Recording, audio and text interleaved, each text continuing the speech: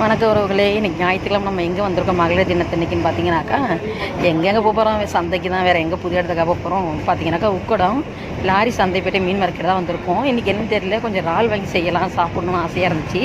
சரி வாங்கலாம்னு சொல்லிட்டு வந்திருக்கோம். போகிற வழியில் பார்த்தீங்கன்னாக்கா காய்கறிலாம் நிறைய இருந்துச்சு.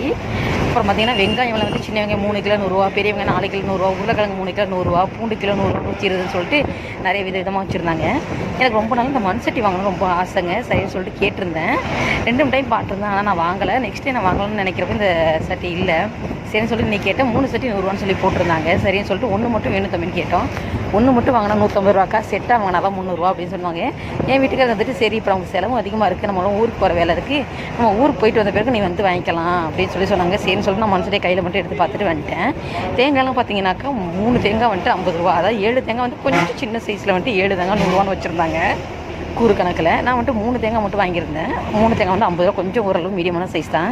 கடையில் வாங்கினா 40 ரூபா 45 ரூபா வருது. அதுக்கு 50 ரூபாய்க்கு 3 தேங்காய் எவ்வளோ பரவாயில்லன்னு சொல்லி வாங்கிட்டு வந்திருந்தேன்.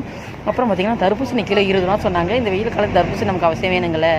போயிட்டு ஃப்ரிட்ஜில் வச்ச கூல்ட்ரிங்க்ஸ் குடிக்கிறது, இந்த மாதிரி நேச்சுரலாக குடிக்கிறது உடம்புக்கு ரொம்ப நல்லது, சூட்டை தணிக்குன்னு சொல்லிட்டு நான் வந்துட்டு தர்பூசணி ஒரு 5 கிலோ வாங்கியிருந்தேன். அப்புறம் வந்துட்டு மத்தி மீன்லாம் வந்து 2 கிலோ 100 ரூபா, ஜிலேபி கெண்டை 1.5 கிலோ 100 ரூபா, நெத்திலி மீன் கிலோ 120, பாறை மீன் 120, அப்புறம் பார்த்திங்கனாக்கா நெய் மீன் கிலோ 100லேருந்து இருந்துச்சு. நண்டெல்லாம் பார்த்திங்கனாக்கா 450லேருந்து ஸ்டார்டிங் ரேட் இருந்துச்சு 700 வரையும்.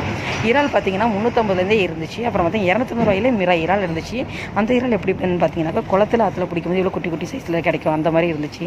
நான் அதை வாங்கன்னு போய் பார்த்தேன். அப்புறம் பார்த்திங்கனாக்கா அதை விட நான் வந்துட்டு அதுக்கப்புறம் எடுத்து வெளில வந்து பார்த்தேன் 350 ரூபா 400 ரூபாயில் இறால் நல்லா இருக்குன்னு சொல்லி என் வீட்டுக்கு கொஞ்சம் பெருசாகவே இருக்குது, இது ஒன்று சுத்தம் பண்ணுறதுக்கு ஈஸியாக இருக்கும், சீக்கிரம் வேலை முடிஞ்சுன்னு சொல்லிட்டு இதை வாங்கிக்கினாங்க. அதை வாங்கிட்டு கனவா மீன் ரொம்ப நல்லா செஞ்சு சாப்பிடணும் ஆசைன்னு சொல்லிட்டு கனவா மீன் ஒரு 1/2 கிலோ வாங்கியிருந்தோம்.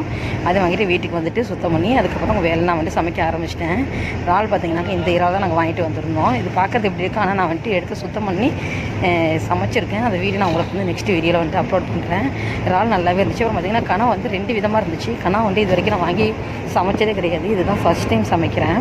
எனக்கு எப்படி க்ளீன் பண்ணுறது தெரியல, யூடியூப் பார்த்து தான் நான் க்ளீன் பண்ண கற்றுக்கிட்டு சமைச்சேன். இதை எனக்கு தெரிஞ்ச மாதிரி எப்படி இருக்குன்னு